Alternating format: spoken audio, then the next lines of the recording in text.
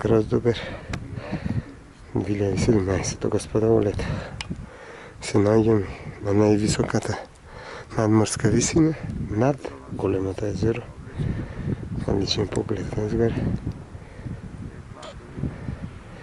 до планинарскиот дом Димитар Илиевски мурата, 2226 метри надморска висина. Значи ние сме сега повисоко, бидејќи ова највисоката надморска висина над големото езеро или Пелистарското око, едно од двете пелистарски очи. Sa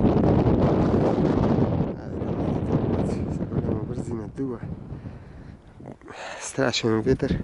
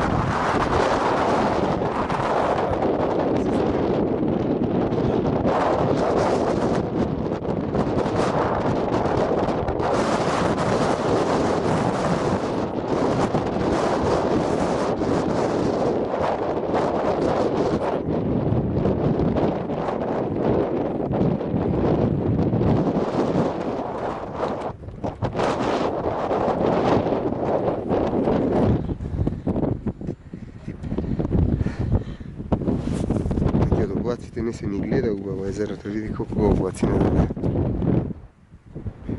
И колку карпес овај предел. Тоа беше највисоката, значи, точка над езерото. Едно кругче го свртихме, цело езеро.